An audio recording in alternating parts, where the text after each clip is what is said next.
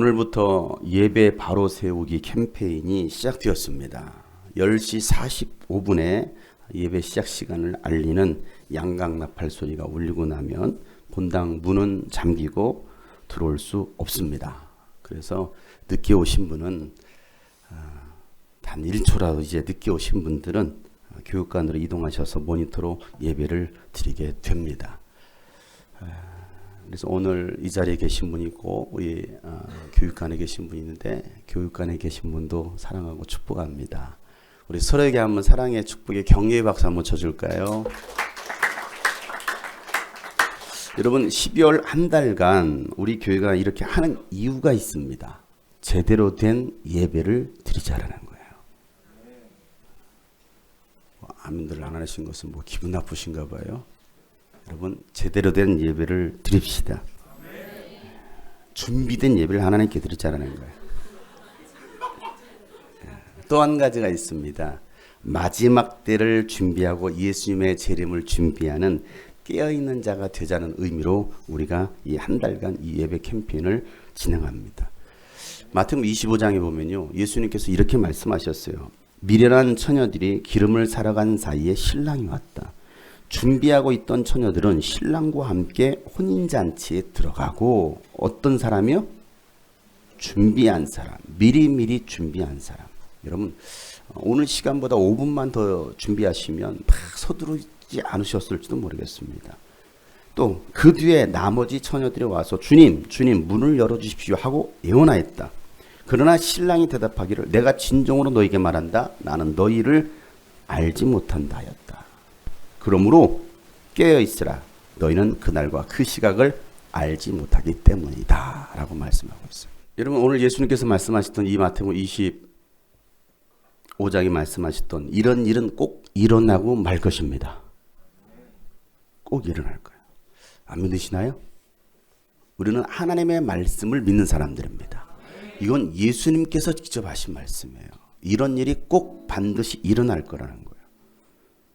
여러분 신앙생활은요 이념이 아니고요 사실이고 현실이 될 것입니다. 좋은 습관이 좋은 결과를 만듭니다. 그리고요 습관이 그의 인성이 돼요. 습관이. 그 사람 하는 습관을 보면 이 사람이 인성이 어떤지를 알 수가 있어요. 예수님께서 미리 준비하라고 말씀해 주신 것처럼 깨어서 주님의 재림을 준비할 수 있는 지혜로운 우리 교회가 되기를 간절히 바랍니다. 미리 준비하는 사람. 내 안에 부어 주소서 성령의 충만한 기름을 내 안에 충만케 하소서 성령의 기름으로 내 안에 부어주소서 성령의 충만한 기름을 내 안에 충만케 하소서 성령의 기름으로 내게 기름 가득할 때 주의 복음 전할 수 있는 내게 기름 가득할 때 주의 사랑 베푸네 그날에 우리 주님께서 밤중에 찾아오실 때에 기름 준비된 자만이 잔치 자리 들어가네 그날에 우리 주님께서 밤중에 찾아오실 때에 뭐 한 사람이요? 기름 준비된 자만이 잔치 자리를 그날에 우리 주님께서 밤중에 찾아오십니다. 뭐 한 사람들이요? 기름 준비된 자만이 잔치 자리 들어가네 그날에 우리 주님께서 밤중에 찾아오실 때에 기름 준비된 자만이 잔치 자리 어떤 사람이요? 기름 준비된 어떤 사람이요? 기름 준비된 자만이 잔치 자리 들어가네. 할렐루야. 이건 예수님께서 하신 말씀이잖아요. 아무리 등잔을 가지고 있다 할지라도 이 안에 기름이 없으면 불을 밝힐 수가 없는 거예요. 컵만 있고 이 안에 물이 없으면 어떻게 합니까? 마찬가지예요. 미리 준비된 사람만이 들어갈 수 있다. 뒤늦게 와가지고 문 열어주세요. 아까도 제가 45분 딱 되고 정각돼가지고 제가 문을 잠궜어요. 근데 딱 그때 마침 들어오신 분들이 몇 분이 계셨어요. 문 열어달라고 저거 실갱을 해 싸웠어요. 안 된다. 이건 우리가 약속한 거다. 약속한 것이기 때문에 안 된다. 여러분 그날에 그런 일이 벌어진다니까요. 여러분 이 말씀 명심하세요. 그날에 그런 일이 벌어져요. 문 열어주세요. 문 열어주세요. 나는 너희를 도무지 알지 못한다. 여러분 오늘 이 시간에 제가 여러분과 얼굴을 대면하면서 할 수 있는 마지막 고별 설교라고 한다면 여러분 제가 무슨 말씀을 전해야 할까요? 오늘 제가 마지막으로 할 수 있는 설교라면 여러분 무슨 말을 해야 할까요? 그동안 감사했습니다. 더 사랑하지 못하고 또 더 섬기지 못한 거 용서해 주시고 또 부디 하나님 나라에서 다시 만나기를 소망합니다.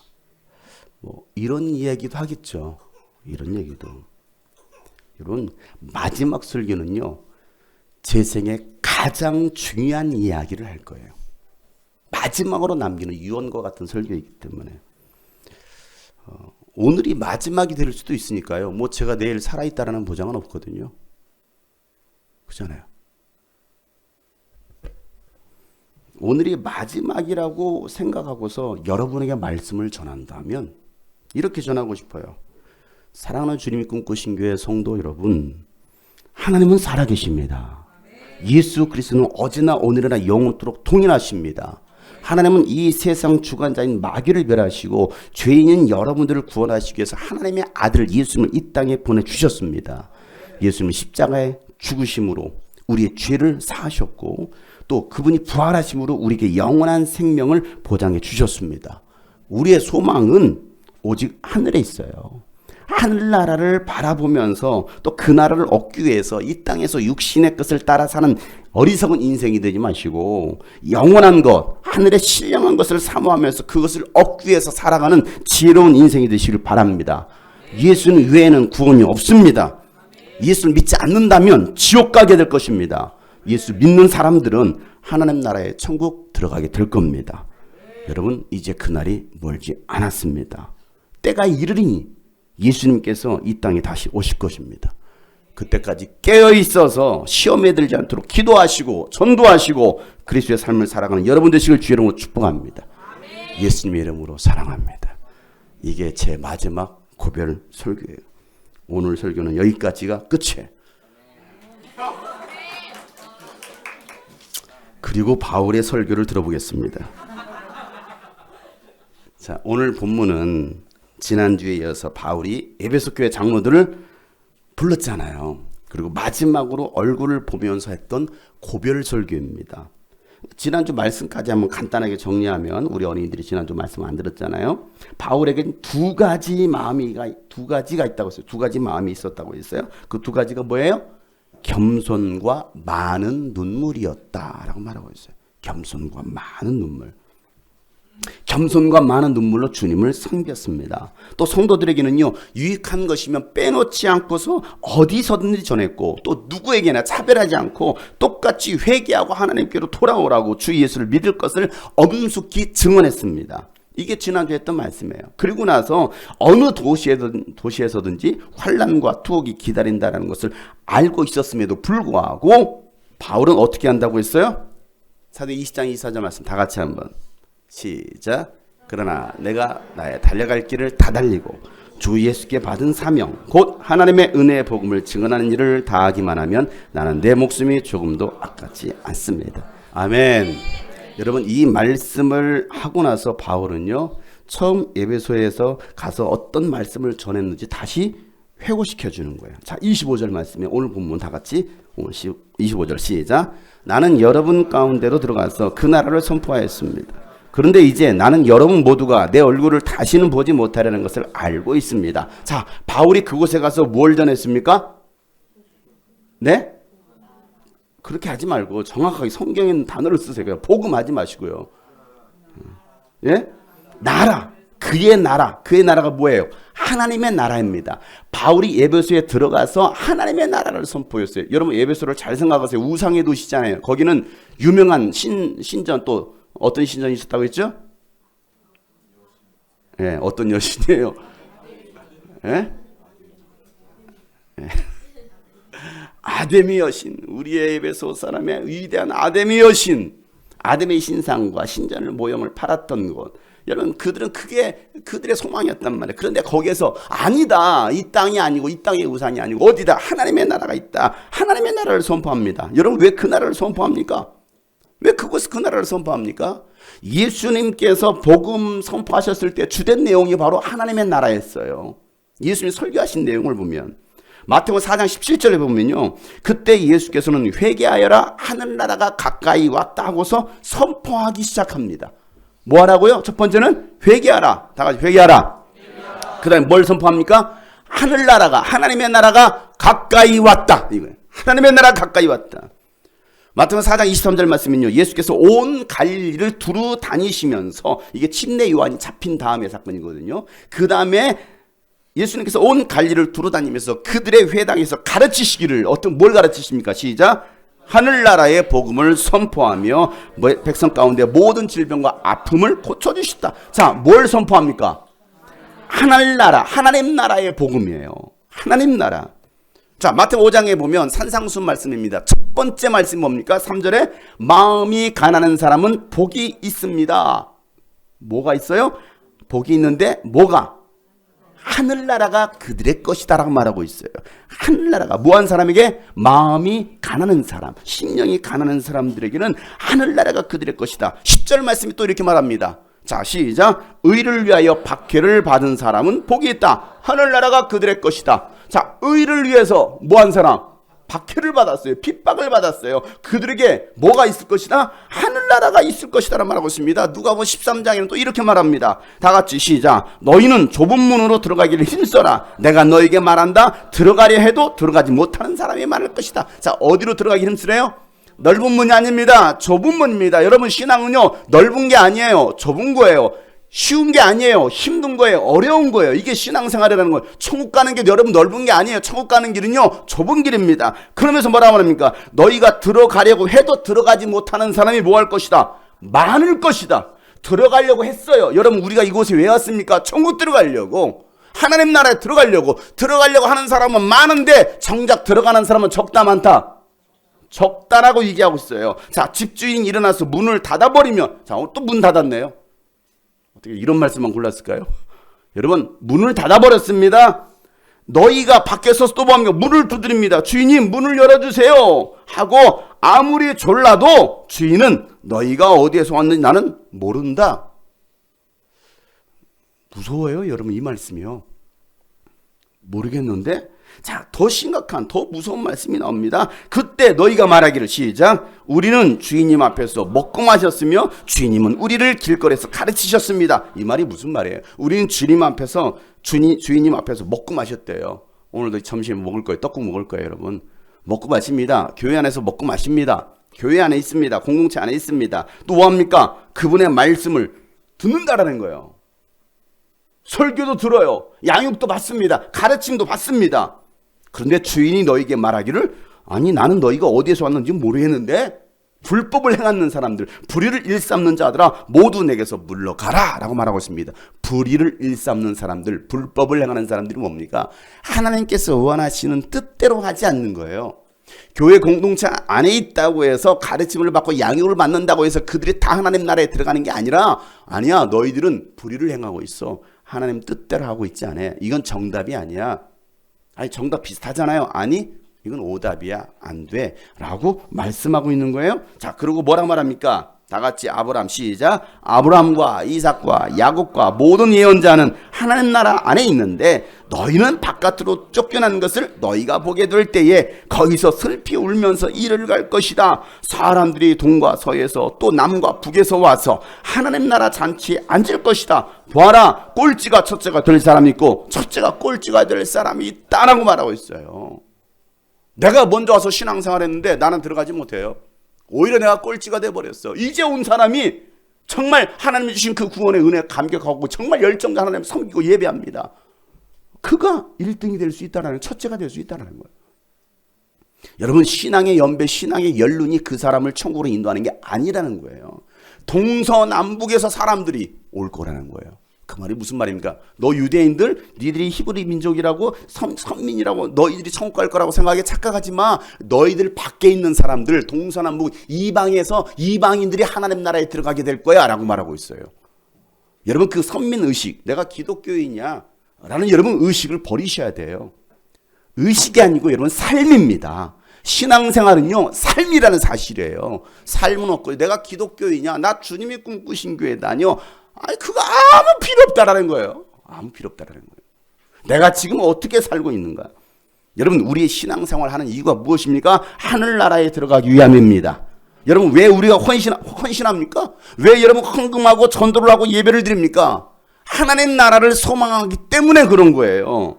여러분 헌금했다고 해서 전도하고 예배, 여러분 뭐 했다고 해서 여러분 하나님 나라 들어가요? 아니거든요. 아니거든요. 그럼 여러분 헌금 많이 하면 여러분 천국 갑니까? 아니잖아요. 그럼 뭐 헌금 안 해도 천국 갑니까? 잘 생각해 보세요. 헌금 했느냐 안 했느냐 이게 중요한 게 아니라 너의 마음이 중요하다는 거예요. 너의 마음이 지금 어떤 상태냐? 여러분 하늘나라를 소망하기 때문에 물질도 드리고 오늘같이 시간도 드리고 재능도 드리고 몸도 드리는 것입니다. 보물을 하늘에 쌓아두는 거예요.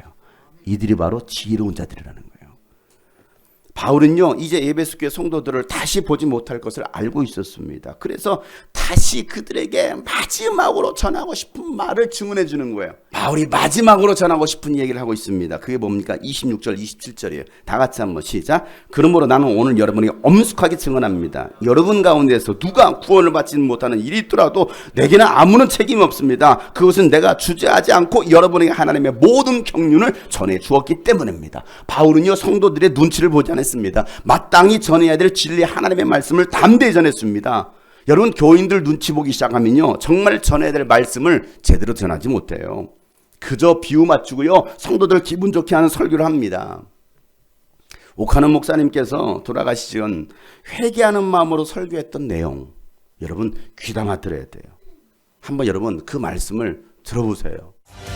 수십 년 목회를 하면서 목사의 입장에 서면 이름은 요란하지만 행위가 죽은 교회를 만드는 것은 별로 어렵지 않다는 것을 저는 터득하게 되었습니다. 어떻게 하면 되는지 여러분 아시고 싶습니까? 이렇게 하면 됩니다. 목사가 말씀을 가르치거나 설교를 하면서 복음을 조금씩 변질시키면 됩니다.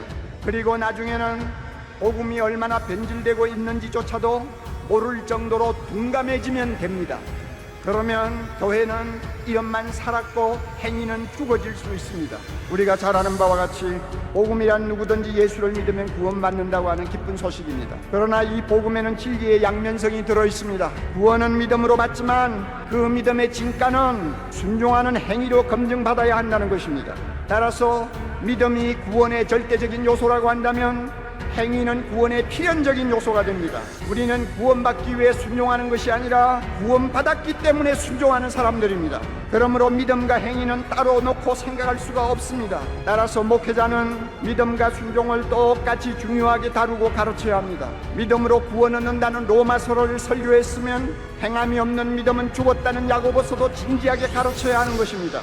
성중은 원래 귀에 듣기 좋은 말씀을 선호하는 경향이 높습니다. 믿기만 하면 구원받는다고 하면 모두가 아멘 합니다. 믿음만 있으면 하늘의 복도 받고 땅의 복도 받을 수 있습니다 하면 할렐루야 하고 열광합니다. 그러나 행함이 따르지 않는 믿음은 거짓 믿음이요 구원도 확신할 수 없다고 하면은 얼굴이 금방 굳어져 버립니다. 말씀대로 살지 못하는 죄를 지적하거나 책망하면 예배 분위기가 금방 싸늘해져 버립니다. 듣기가 싫고 몹시 거북스럽기 때문입니다.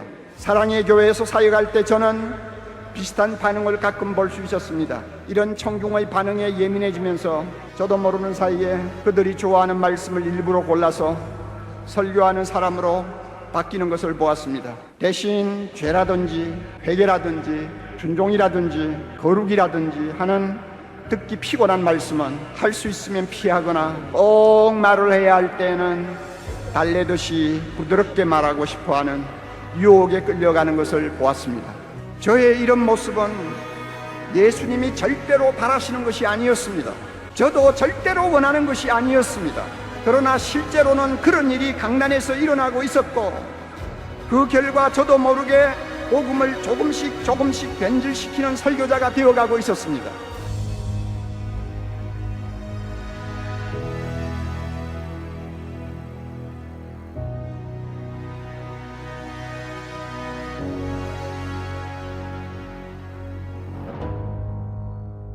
바울은 이렇게 고백합니다. 갈라디아서 1장 10절 말씀에 내가 지금 사람의 마음을 기쁘게 하려 하고 있습니까? 아니면 하나님의 마음을 기쁘게 해드리려 하고 있습니까? 아니면 사람의 환심을 사려고 하고 있습니까? 내가 아직도 사람의 환심을 사려고 하고 있다면 나는 그리스도의 종이 아닙니다. 라고 말을 합니다. 고린도서 2장 4절에는요. 나의 말과 나의 설교는 지혜에서 나온 그럴듯한 말로 한 것이 아니라 성령의 능력이 나타난 증거로 했다라고 말하고 있는 거예요. 유대인들은요, 이 바울의 설교를 듣지 않으려고 했어요. 타락한 이스라엘 백성들은요, 하나님께서 보내신 선지자들의 그 책망과 회개 소리를 듣지 않습니다. 아니, 듣기 싫어했어요. 오히려 선지자들을 핍박합니다. 죽입니다. 그리고 그런 또 거짓 선지자들을요, 그들의 인도자로 모셔드리는 거예요. 왜? 듣기 좋은 얘기 해주니까. 결국 그들은요, 자신들의 죄로 심판을 받고 죽습니다. 그런데 여러분, 마지막 때도 지금 이 시대에도 동일한 현상이 일어난다는 거예요. 바울은 디모데 후서에 4장 이렇게 말합니다. 때가 이르면, 마지막 때가 되면 사람들이 건전한 교훈을 받으려고 하지 않고 뭘 귀를 즐겁게 하려는 말을 들으려고 자기네 욕심에 맞추어서 스승을 모아들일 것이다. 그들은 진리를 듣지 않고 꾸민 이야기에 귀를 기울 것이다 라고 얘기하고 있어요. 사랑하는 성도 여러분, 여러분의 욕심에 맞추어진 스승이 아니라 여러분의 영혼을 살리는 스승을 따르시기를 바랍니다. 바울은요, 눈치 보지 않고 하나님의 모든 경륜에 대해서 전합니다. 하나님의 경륜은 뭡니까? 예배소서에 자세히 설명하고 있거든요. 경륜은요, 인간을 구원하시려는 하나님의 계획을 말합니다. 하나님의 은혜로 예수님 때문에 우리는 구원받아서 하나님 나라에 들어갈 수 있게 된, 그리고 우리는 상속자가 되었다라는 사실이에요. 이게 하나님의 경륜이에요. 자, 그리고 28절부터는요, 교회 지도자된 장로들에게 부탁하는 당부하는 말씀입니다. 뭐 장로들에게 하는 말씀이라고 하니까 우리는 뭐 해당되지 않는 말씀이네, 나는 장로님이 아니니까 라고 생각해서는 안 됩니다. 여러분 모두는 지도자예요. 하나님 여러분을 지도자로 부르셨고요, 여러분을 교사로 부르셨고요, 여러분을 제자로 부르셨습니다. 자, 뭐라고 말합니까? 28절 말씀에 여러분은 자기 자신을 잘 살피고 양떼를 잘 보살피십시오. 성령이 여러분을 양떼 가운데서 감독으로 세우셔서 하나님께서 자기 아들의 피로 사신 교회를 돌보게 하셨습니다 라고 말하고 있어요. 자, 우리가 들어야 될 말씀, 먼저는 뭐 하라는 거예요? 자기 자신을 뭐 해라? 살펴라. 따라서 자기 자신을 살피자. 내 자신을 먼저 살피자. 그 다음에 뭐 하라는 거예요? 양떼를 잘 보살피라는 거예요. 나부터 살피고 그 다음에 양떼를 잘 보살펴라. 여러분, 나 자신부터 바로 세워져 있지 않은데 여러분 어떻게 양떼를 잘 보살피겠냐는 거예요. 여러분, 교사가 영적으로 바로 세워져 있지 않은데 여러분 어떻게 맡겨진 어린 영혼들을 여러분 바로 세울 수 있습니까? 이 말씀 듣고 나는 바로 세워져 있지 않으니까 이제 교사도 그만둬야겠다, 연말인데 그만두자라고 생각하는 사람이 정말 멍청한, 어리석은, 어린아이 같은 사람이에요. 이게 지금 그 말이에요. 우리 수진자매가 맨날 저기 옹알이를 하고 있어. 옹알이를 해요. 전화해가지고 하준이를 키우면서 이제 초보엄마잖아요. 이제 처음 나와봤고 몇 번 나본 거 아니잖아요. 처음 나봤어요. 그러다 보니까 이 초보 엄마로서 뭐 할까요? 실수하게 됩니다. 그리고 이렇게 생각하는 거예요. 나는 초보 엄마라서 바로 세워지지 않아서 엄마 자격이 없어. 엄마 그만해야겠다. 가준아, 목사님 댁으로 가거라. 그러면 저희 부부는 할렐루야 아멘, 우리가 입양을 생각하고 있었는데 넌 이제 내 아들이다 라고 여러분 말할까요? 여러분, 제발 영적 어린아이 티를 좀 벗으라는 거예요. 말씀을 잘 받으세요. 잘 이해하세요. 그만두라는 거구나? 아니죠. 바로 세우고 더 성장하고 성숙한 신앙이 되려고 해야지. 여러분, 왜 퇴보합니까? 왜 성령으로 시작했다 이러면 육체로 맞추려고 합니까? 앞으로 달려가지는 못할 망정 왜 뒤로 돌아가냐고요. 왜 뒤돌아가요? 여러분, 그렇게 어리석습니까? 이제는 좀 우리가 영적으로 좀 철이 좀 들어야 되지 않겠어요? 영적으로 철든 사람들, 여러분 자신을 좀 살펴보시기를 바랍니다. 내가 지금 어떻게 살고 있는지, 내가 지금 어떻게 신앙생활하고 있는지, 내가 지금 기도 생활을 하고 있는지, 말씀 생활하고 있고 전도 생활하고 있는지, 예배 생활은 내가 제대로 하고 있고 헌금 생활은 과연 내가 제대로 하고 있는지 자신을 좀 돌아보자고요. 그리고 맡기진 영혼을 돌아볼 수 있기를 바랍니다. 전도할 영혼들, 또 내게 맡겨진 목장 안에 양떼들을 잘 보살피라는 거예요. 하나님께서 여러분을 양떼 가운데 감독으로 세우셨어요. 따라서 합시다. 나는 감독이다. 예. 하나님을 여러분을 감독으로 세우셨다라는 거예요. 잘 감독하라고 여러분을 세우셨어요. 여러분 올 한 해 잘 하셨습니까? 2019년 오늘 마지막 달입니다. 12월 1일입니다. 이제 우리 한 달이 남겨졌어요. 여러분 올 한 해 여러분 잘 하셨나요? 못하셨으면 그만두라는 것이 아니라 회개하고 오늘부터라도 여러분 더 잘하는 겁니다. 하나님은 우리에게 자기 아들의 피로 사신 교회를 돌보게 하셨어요. 이게 우리에게 주신 사명이라는 거예요. 주님이 꿈꾸신 교회는요, 장용성 목사가 세운 교회가 아니라 예수님의 피값으로 세우신 사신 교회입니다. 여러분 예수님의 피값이 들어간 가장 소중한 교회라는 거거든요. 여러분 이런 교회를 등한시 여긴다면 여러분들이 주님이 꿈꾸신 교회에서 관심이 없어서 이 교회에서 뭐 하고 있는지 별로 관심이 없어. 그럼 여러분의 구원부터 다시 확인해 보셔야 돼요. 내가 과연 구원 받았나? 내가 교회에 대해서 관심 없고 교회에 대해서 관심이 없다고 한다면 내가 과연 구원 받은 사람인가? 이걸 한번 생각해 보라는 거예요. 여러분의 자녀를 살리려고 소방관이 물에 빠져 죽고 불에 타 죽었어요. 여러분의 자녀 대신해서 소방관이 죽었단 말이에요. 여러분 어떻게 하시겠습니까? 여러분이 어떻게 사는 것이 죽은 소방관을 위한 삶일까요? 바다 한가운데 한 남성이 허우적거립니다. 그때 구조대원이 빠른 속도로 거센 파도를 가르기 시작합니다. 삼킬 듯한 파도에도 구조의 손길을 놓치지 않습니다. 화재와 재난 현장에서 자신의 몸을 던져 타인의 생명을 구했던 김범석 소방관입니다. 화재와 재난 현장에 1000번 넘게 투입돼 350여 명의 생명을 구한 김범석 소방관. 그러나 자신의 생명은 구하지 못하고 2년 전 31살의 나이로 눈을 감았습니다.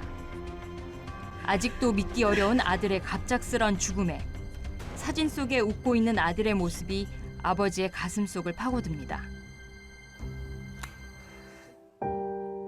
여러분 어떻게 사는 것이 저 죽은 소방관을 위한 삶이 될까요? 여러분을 살리려고 예수님이 죽으셨어요. 그 피값으로 세워진 교회 영혼들입니다.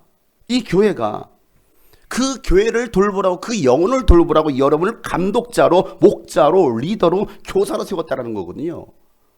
마귀는요 어떻게 해서든지 이 양떼들을 흩어지게 합니다. 하나가 되지 못하게 합니다. 그리고 뭐 할까요? 흩어지게 한 다음에 그 그룹에서 빠져나가게 한 다음에 물어뜯고 죽이는 거예요. 이게 바로 마귀가 하는 일입니다.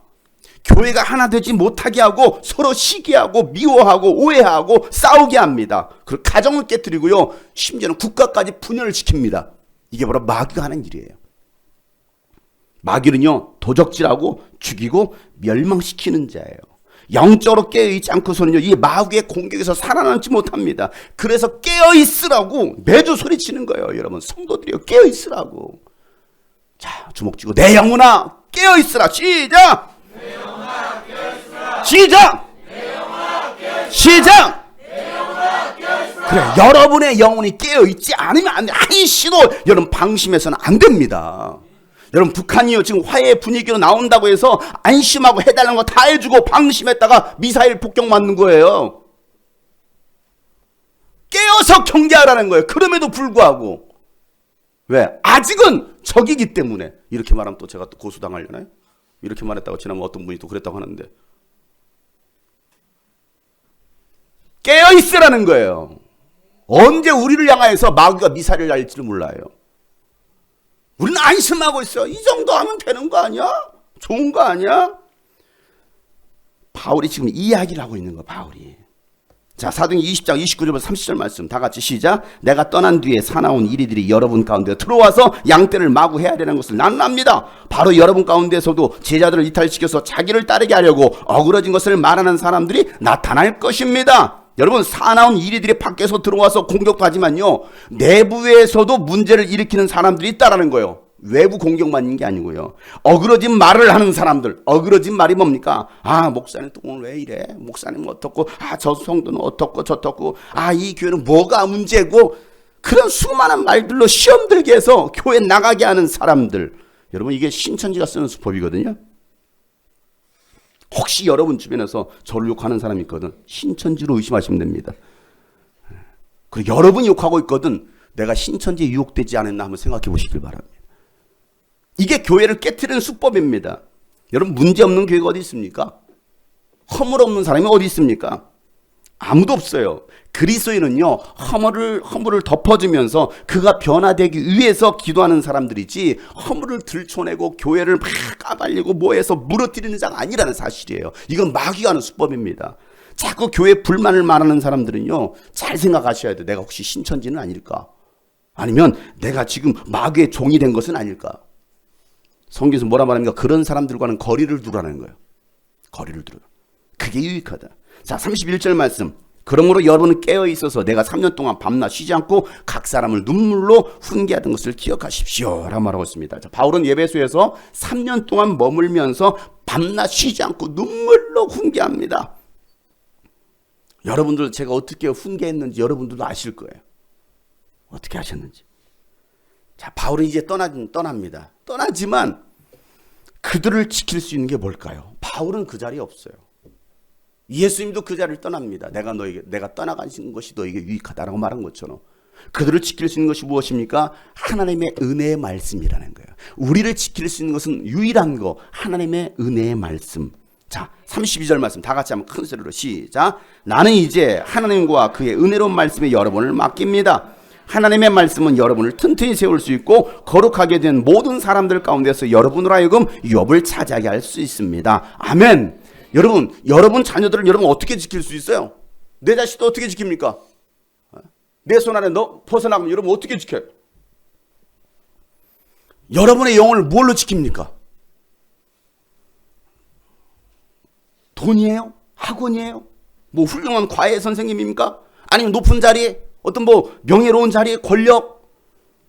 여러분, 그런 것들이 지킬 수 있었다고 한다면 참 안타깝지만 여러분, 왜 설리나 또 구하라가 왜 자살합니까? 그 자리에 있었던 사람들인데 왜 수많은 경영인들이, 회장님들이, 아니 정치인들이 왜 여러분 자살합니까? 자신을 지킬 수가 없는 거예요. 자신을 지킬 수가 없어요. 여러분, 오직 하나님 말씀만이 여러분의 영혼을 살게 합니다. 여러분, 그러니 말씀을 읽고 말씀을 듣고 지켜 행하는 사람들이 복 있는 자들이라는 거예요. 요한계시록 1장 3절에 보면 이렇게 말씀합니다. 다 같이 한번 큰 소리로 시작. 이 예언의 말씀을 읽는 사람과 듣는 사람, 그 안에 기록되어 있는 것을 지키는 사람들은 복이 있다. 그때가 가까이 왔기 때문이다. 그래요. 뭐 하자고요? 읽고 뭐하고 듣고 그 다음 지켜 행하라는 거예요. 여러분, 말씀 읽으십니까? 말씀을 계속 여러분 들으십니까? 믿음은 들음에서 나온다고 했어요. 뭘 듣느냐고요? 뭘 보느냐고요? TV는 계속 보는데, 스마트폰은 보는데, 성경은 안 봐요. 세상의 소리는 계속 듣는데, 잘못된 정보들은 계속 듣는데 하나님의 말씀은 듣지 못해요. 그러고 합니까? 지켜 행하지 않는다라는 거예요. 그래, 여러분, 무슨 그게 믿음일까요? 믿음이 세워질까요? 절대 세워지지 않습니다. 사랑하는 성도 여러분, 성경 읽고 큐티하고 제자 훈련 양육에 참여하는 것을 소홀히 하지 마시길 바랍니다. 여러분, 육신의 일에 투자하는 것 이상으로 영적인 일에 여러분 투자해야 하나님 나라에 들어갈 수 있습니다. 이곳에 있는 우리 청년들이요, 더 정신 차리고 영적인 일에 시간을 내세요. 여러분의 시간도 여러분 얼마 남지 않았어요. 이 청년의 때도 그냥 훅 갑니다. 여러분, 훅 가요. 그 시기를 여러분 어떻게 보낼 거냐고요. 여러분, 돌이킬 수 없는 시간을 낭비하지 마시고, 그러다가 여러분 땅을 치면서 후회할 날이 온다라는 거예요. 솔로몬이 그렇게 고백하죠. 전도서 12장 1절에 보면, 젊을 때 너는 너의 창조주를 기억하라. 고생스러운 날들이 오고 사는 것이 즐겁지 않다고 할 나이가 되기 전에 하나님을 기억하라는 겁니다. 그리고 13절에 결론으로 말한다. 결론으로 말한다. 할 말은 다 했다. 결론은 이것이다. 다 같이 시작. 하나님을 두려워하여라. 그분이 주신 계명을 지켜라. 이것이 바로 사람이 해야 할 의무다. 마땅히 사람이 해야 할 본분이 뭐냐? 이거예요. 하나님의 말씀, 하나님을 두려워하고 하나님께서 하신 그 계명을 지키는 것. 시편 119편 9절에 다 같이 큰 소리 시작. 젊은이가 어떻게 해야 그 인생을 깨끗하게 살 수 있겠습니까? 주님의 말씀을 지키는 길, 그 길뿐입니다. 우리 청년들이요, 젊은이들이요, 여러분 뭘로 지킵니까? 말씀 생활이 안 돼요. 예배 생활이 안 돼요. 예배를 등한시합니다. 말씀을 등한시하는 거예요. 기도 생활도 하지 않아요. 여러분 그러면서 여러분 어떻게 믿음을 지키나요? 절대 지킬 수 없어요. 바울은요, 에베소에서 복음을 전하면서 천막 만드는 일도 같이 했습니다. 대충 하지 않고요, 정말 힘써서 일했습니다. 밤낮으로 일했다는 말하고 있거든요. 왜 일했을까요? 왜 일해서 노동해서 돈을 벌었을까요? 약한 사람들 도와주기 위해서. 돈을 버는 이유가 자신의 삶을 더 풍족하기 위해서 여러분 돈벌이 한 게 아니고요, 약한 사람들을 섬기고 전도하고 선교하는 데 쓰려고 그는 일해서 돈 벌었다라는 거예요. 그리고 사람들이 늘 신앙의 본을 보이며 살았던 삶이 바로 바울의 삶이에요. 자, 35절 말씀 다 같이 시작. 나는 모든 일에 여러분의 본을 보였습니다. 이렇게 힘써 일해서 약한 사람을 도와주는 것이 마땅합니다. 그리고 주 예수께서 친히 주는 것이 받는 것보다 더 복이 있다 하신 말씀을 반드시 명심해야 합니다. 여러분 무엇 때문에, 무엇을 여러분 돈 버십니까? 왜 돈 버시나요? 나의 삶을 더 풍족하게 하려고요? 무엇을 위해서요? 여러분 이것이 오늘 바울의 마지막 설교 내용이었어요. 그 마지막 설교 내용이 뭐예요? 주는 것이 받는 것보다 복이 있다. 시작. 주는 게 받는 거 받아 먹는 것보다도 더 복이 있다라는 거예요. 이게 바울의 마지막 설교예요. 바울은 이 말씀을 마치고 그들과 함께 무릎을 꿇고 기도를 합니다. 그리고 모두가 실컷 울어요. 실컷 웁니다. 왜? 바울이 그랬잖아요. 다시는 나를 볼 수 없을게 되는 그 말 때문에 바울의 목을 끌어안고 입을 맞추고 마지막 인사를 합니다. 언젠가 제가 여러분 앞에서 고별 설교할 때 이렇게 해주세요. 물론 목을 끌어안고 콧물은 흘리지 마시고 잘 가세요. 언젠가 또 만나겠죠. 이게 바울의 마지막 설교입니다. 사랑하는 성도 여러분, 여러분의 영혼은 안전합니까? 여러분의 영혼은 바로 세워져 있습니까? 하나님은 여러분을 예수님의 피로 사신 교회와 양떼를 돌보라고 여러분을 감독으로 세우셨어요. 그러니 이제라도 여러분 자신을 먼저 잘 살피고 하나님의 말씀으로 여러분 자신을 튼튼히 세워서 양떼를 잘 돌보고 하나님의 나라를 유업으로 받을 수 있는 여러분 되실 주의 이름으로 축복합니다. 오늘은 2020년 우리 겨울 유스비전 캠프 선포주일입니다. 다음 세대와 한국교회를 깨우기 위해서 시작한 이 유스비전 사역이요, 2020년이면 15년입니다. 15년을 한결같이 오직 하나님의 말씀만을 선포한 시간이었어요. 하나님은요, 무익하고 무명한 자들을 통해서 일하셨고 또 앞으로 일해 가실 것입니다. 이번 2020년도의 주제는요, 예수의 심정을 가지자입니다. 다 같이 예수의 심정을 가지자. 예수의 심정을 가지자. 2020년도 주님이 꿈꾸신 교회 표어가 예수의 심정을 가지자예요. 예수의 심정을 가지자. 바울이 이 예수의 심정을 가지고 눈물과 겸손으로 주님을 섬기고 전도하고 선교했던 것처럼 우리 주님이 꿈꾸신 교회가 예수님의 심정을 가지고 사역할 수 있는 2020년도 되기를 소망합니다.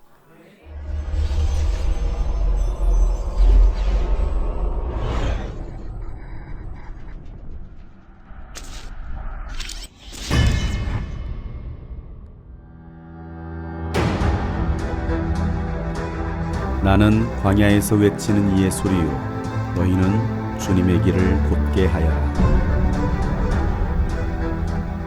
다음 세대와 한국교회를 깨우고 더 나아가 세계 열방에 주의 교회를 세워 모든 족속이 하나님을 예배하도록 하기 위해 시작한 유스비전 선교회.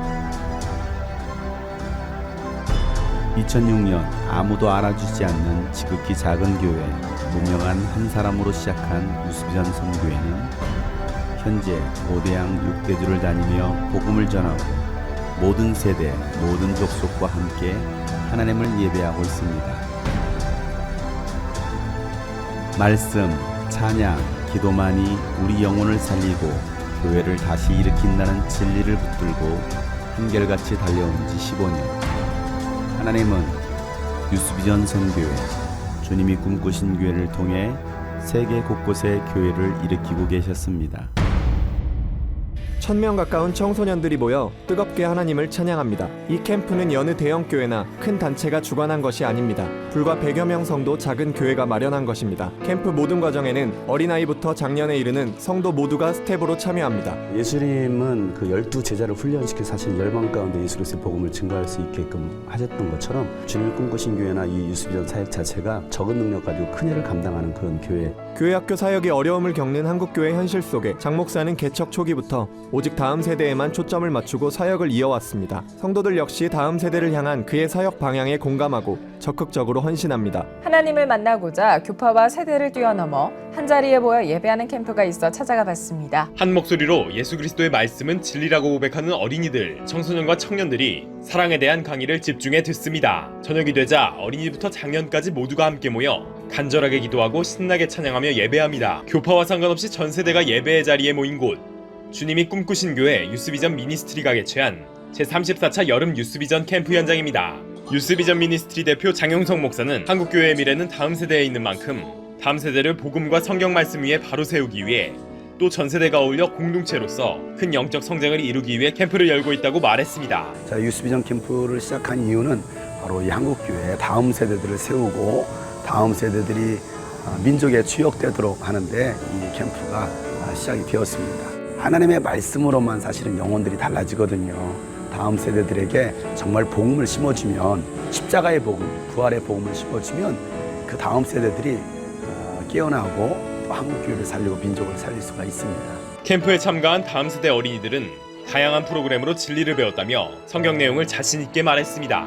교회만 다닌다고 해서 예수님을 믿는 것이 아니고 믿음은 진짜 한 예수님이라는 거 배운 거예요. 예배할 때 배운 게 기억에 남았어요. 또 청년들은 캠프가 일상에서 무뎌진 신앙을 다잡는 시간이었다고 고백했습니다. 저희들이 이제 삶 속에서 행동으로 진짜 실천할 수 있게 또 그걸 깨달을 수 있게 해주시고, 집회를 참석하면서 제가 느낀 것은 정말로 하나님 말씀을 올바르게 알고 우리가 신앙생활을 하더라도 대충 하는 것이 아니라 똑바르게 해야 되겠다라는, 살아계신 하나님과의 만남을 통해 세상을 이길 힘을 공급받는 뜨거운 현장이 있어 주목받고 있습니다. 손을 뻗어 주님과의 만남을 갈구하는 초등학생부터 학생들의 기도 제목을 놓고 함께 기도하는 부모와 교사들까지 기도와 찬양의 열기로 가득 찼습니다.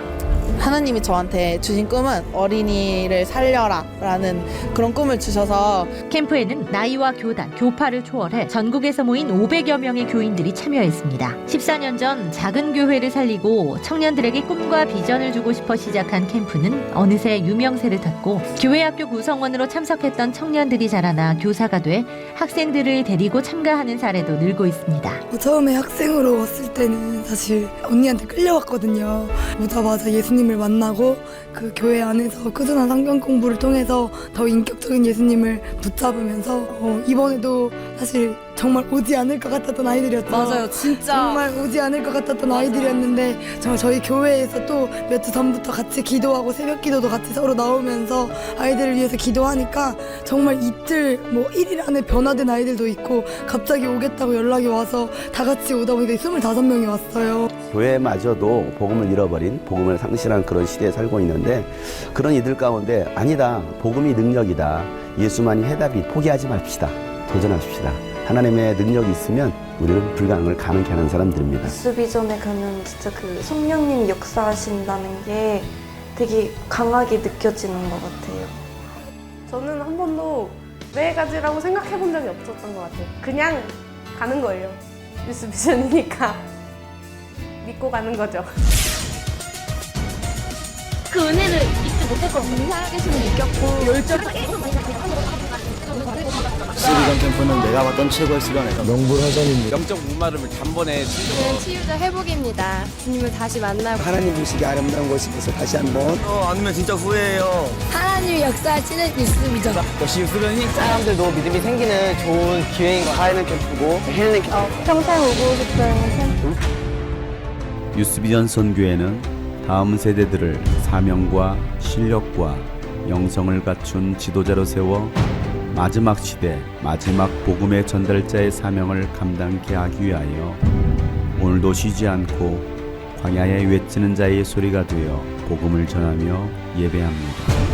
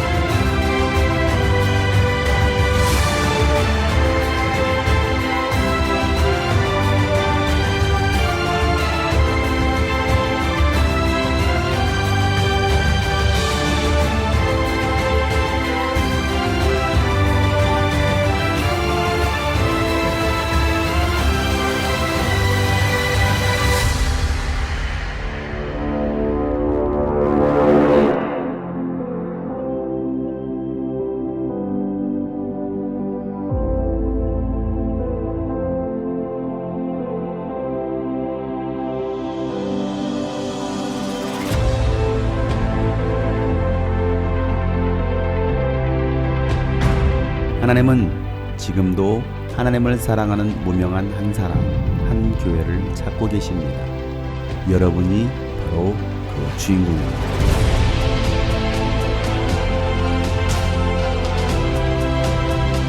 당신은 나의 영원한 천사.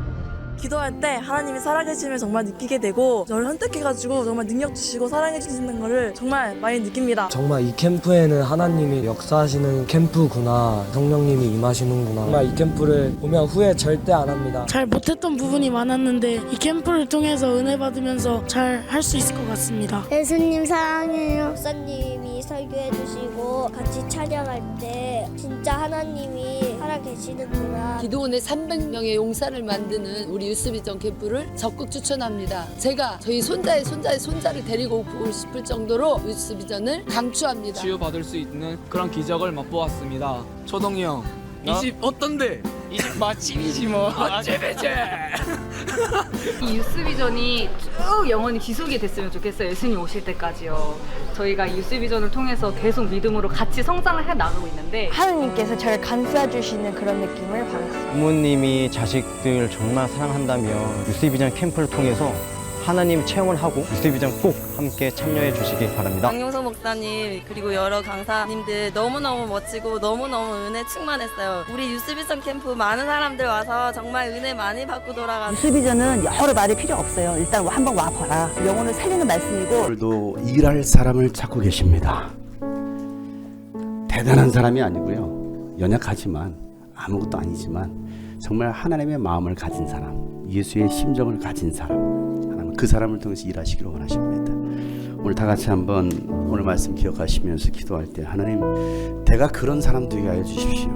정말 하나님께서 원하시는 사람, 하나님이 기뻐하시는 사람, 하나님이 찾으시는 그 한 사람이 내가 되게 하여 주십시오. 우리 그런 마음이 되었으면 좋겠습니다. 우리 다 같이 한번 고백하면서 다 같이 기도하도록습니다. 하나님 찾으시는 그 한 사람 내가 되길 나 간절히 원합니다. 그 이름 높여 찬양할 하나님의 사람 되길. 하나님 찾으시는 그 한 사람, 하나님 찾으시는 그 한 사람 내가 되길 나 간절히 원합니다. 주님, 오늘도 정말 누가 나를 위하여 가겠느냐라고 주님께서 물으십니다. 주님, 내가 여기 있습니다. 나를 보내시옵소서. 나를 사용하여 주시옵소서. 우리 교회를 사용하여 주시옵소서라고 다 같이 한번 간절하게 부르죠. 기도합시다. 하나님 아버지여, 오늘도 우리가 주님의 마음을 가지게 하여 주옵소서. 주님의 심정을 가지게 하여 주옵소서. 하나님 찾으시는 그 한 사람 내가 되길 나 간절히 원합니다. 주 이름 높여 찬양할 하나님의 사랑. 우리 모두 주님께 두 손 높이 들고 피곤한 손 연약한 무릎, 피곤한 손 연약한 무릎 일으켜 세우실, 일으켜 세우시 하나님의 은혜 그 능력 바라고 예수 이름 부르네. 피곤한 손 연약한 무릎을 일으켜 세워주세요. 하나님, 우리가 지치지 않게 하여 주옵소서. 피곤하지 않게 하여 주옵소서. 하나님의 마음을 가지고 열정을 다하여 다시 일어서게 하여 주시옵소서. 하나님의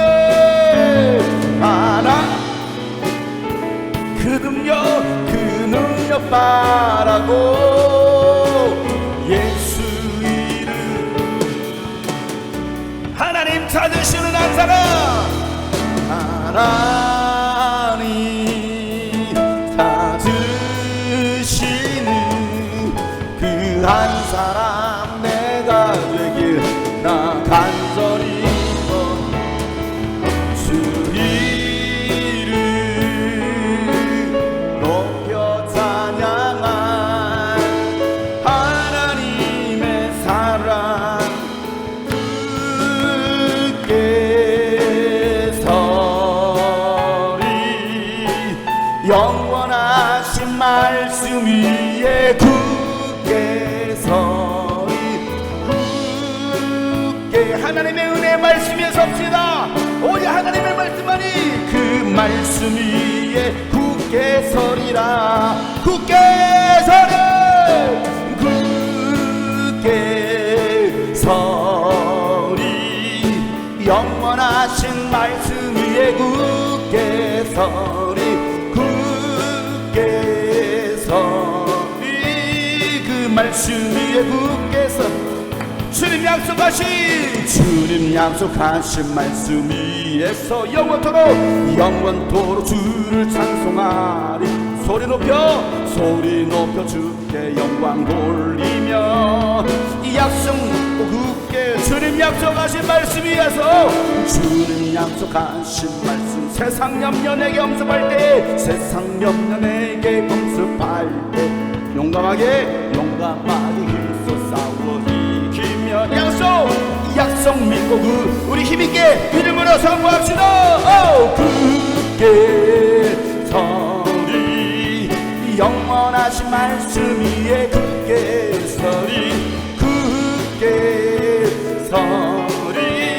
그 말씀 위에 굳게 서 주님 약속하신 말씀 위에 주님 약속하신 영원하신 주의 사랑 힘입어 영원하신 주의 사랑 힘입고 성령으로 힘써 싸고 이기며 약속 우리 힘있게 사랑 주님 약속하신 말씀 위에 주님 약속하신 말씀 위에서 성령 인도 가는 대로 행하며 주님 품에 항상 안식 얻으며 약속 믿고 굳게 섭시다 굳게 서리 영원하신 말씀 위에 굳게 서리 그